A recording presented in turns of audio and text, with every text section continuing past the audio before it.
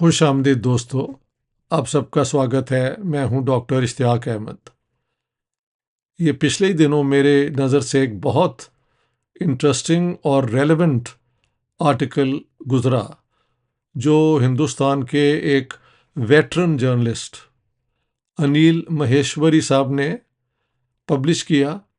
सबसे पहले ये पब्लिश हुआ उर्दू अदब में, जो अंजुमन तरक्की उर्दू इंडिया का जो है उसमें पब्लिश हुआ। ये जर्नल जो है उर्दू अदब 1923 से चल रहा है, यानी 104 साल हो गए हैं इस जर्नल को।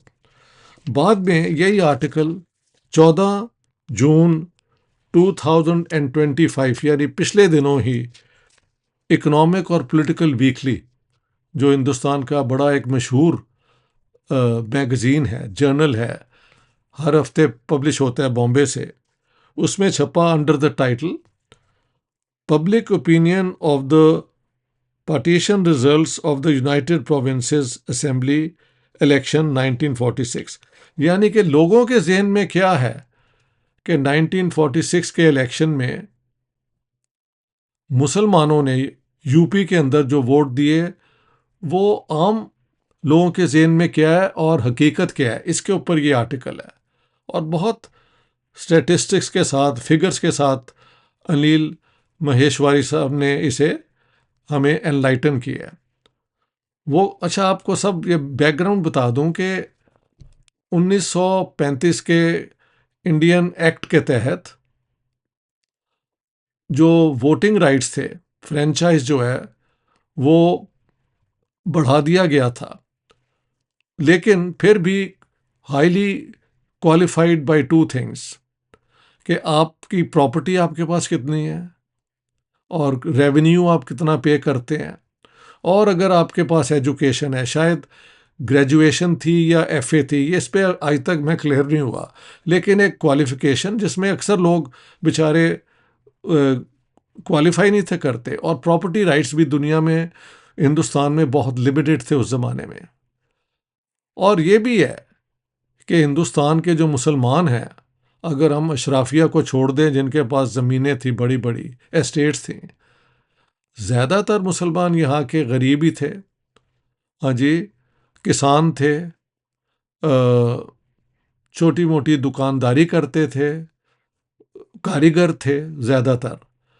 ऊपर एक अशराफिया थी जिसका तौर तरीके ही अपने और किस्म के थे।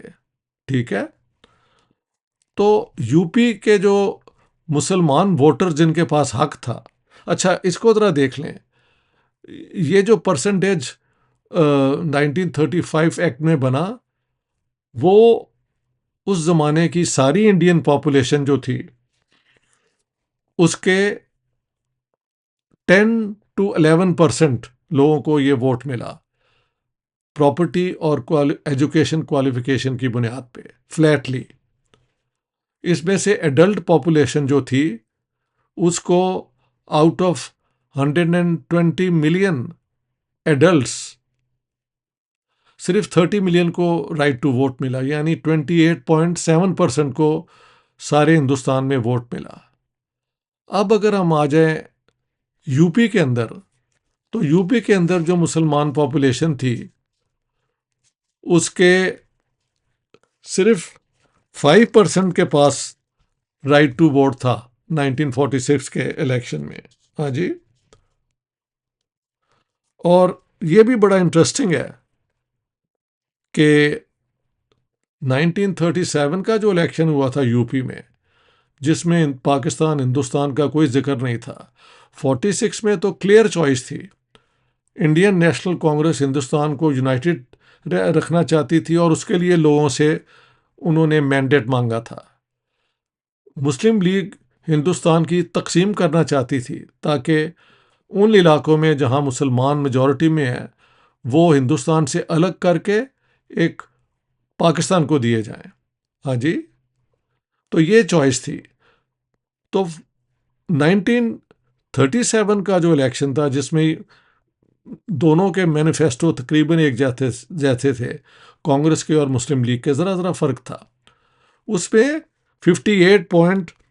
3% लोगों ने वोट दिया था और 1946 के इलेक्शन में 49.40% ने दिया था। तो एक्चुअली जब पार्टीशन की बात आई और वोटिंग की बात आई तो टर्न आउट इलेक्शन वाले दिन पिछले इलेक्शन से कम था और उसके अंदर जो मुसलमानों ने वोट दिए वो सिर्फ 5% ने उसमें वोट दिया। अच्छा, मसला क्या था? ये कोई यूनिवर्सल एडल्ट फ्रेंचाइज नहीं थी और यहाँ ये नहीं था कि हाईएस्ट पर प्रिंसिपल था फर्स्ट पास द पोस्ट, जो आज भी इंडियन इलेक्शन में और पाकिस्तानी इलेक्शन में है कि अगर 100 वोट हैं और 7 कैंडिडेट्स हैं और उनमें से सबसे ज़्यादा जो वोट लेता है, लेट्स से वो ले लेता है 26 वोट 100 में से, तो वो इलेक्ट होगा। बाकी जो 74 हैं जिनके वोट बढ़ जाते हैं वो इलेक्ट नहीं होंगे। तो इस किस्म के इलेक्शन की वजह से अगरचे मुस्लिम वोट ने सिर्फ 5% ने इसमें हिस्सा लिया, लेकिन ज़्यादा जो वोट पड़ा मुस्लिम लीग को, हाँ जी, उसकी वजह से सारी जो सीट्स हैं सेंट्रल असेंबली की मुस्लिम लीग को मिल गई और प्रोविंशियल असेंबली में भी उसका बहुत अच्छी परफॉर्मेंस रही। लेकिन हिंदुस्तान के अंदर और पाकिस्तान के अंदर इस यूपी और मुसलमानों का उससे ताल्लुक जो है उस पर एक पॉलिटिकल प्रोपेगेंडा भी है और हकीकत जो मैंने बताया है अनिल माहेश्वरी के आर्टिकल के बाद वो भी मैंने आपके सामने पेश कर दी है कि ओनली 5% ऑफ मुस्लिम्स वोटेड इस इलेक्शन के अंदर। तो मतलब हिंदुस्तान में कहा जाता है कि जी मुसलमानों ने वोट दिया मुस्लिम लीग के हक में इसलिए पाकिस्तान बना, लिहाजा मुस्लिम जो थे वो मुस्लिम लीग के हक में थे। पाकिस्तान में जो यूपी से लोग गए हैं, ख़ास तौर पे जो अशराफिया है जो वहाँ जाके कराची और कुछ शहरों में बस गई, और बाकी भी उनका कहना है जी कि पाकिस्तान तो हमने बनाया, अपना घर बार छोड़ के हम आ गए हैं। तो दोनों तरफ इसको एक तरीके से कंफर्म किया जाता है। लेकिन हकीकत ये है कि 1 करोड़ पॉपुलेशन थी मुसलमानों की यूपी में, उसमें से सिर्फ 10 लाख यानी 10% यूपी छोड़ के और पाकिस्तान आए। पाकिस्तान में जो उनका हाल हुआ वो यूं है कि अशराफिया को जो अपनी ज़मीनें छोड़ के आए थे, घर बार छोड़ के आए थे, उनको जो हिंदू थे सिंध के, उनको जब निकाला गया तो उनके वो घर भी मिल गए, उनकी बिजनेसेस को भी इन्होंने कब्जे में कर लिया। हाँ जी।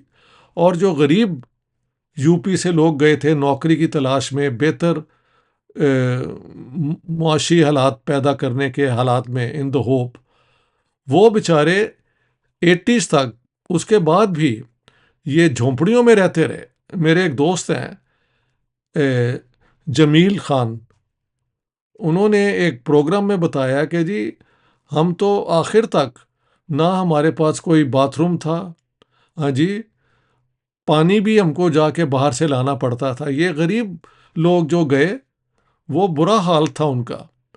MQM फिर आया कराची में और उन्होंने एक ये कहते हैं मुहाजिरों की मूवमेंट शुरू की और फिर उसमें बहुत सी टेररिज्म हुई और फिर कुछ लोगों को उसमें फ़ायदा भी हुआ। ओवरऑल कराची की पॉपुलेशन को बहुत नुकसान हुआ। तो मेन लोग जिन्होंने वोट दिया यूपी से, बल्कि बाकी भी मुस्लिम मिनॉरिटी प्रोविंसेस जहाँ हिंदुओं के प्रोविंसेस थे, वहाँ पे अशराफिया ने वोट दिया।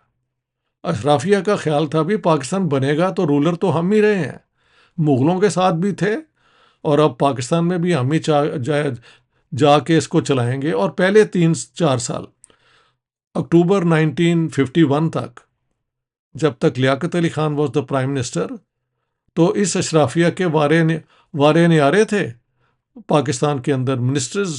मिनिस्टरशिप्स भी इनके पास थी, प्राइम मिनिस्टर भी इनके थे, और इनका बहुत इन्फ्लुएंस था जो बहुत देर तक रहा बाय द वे।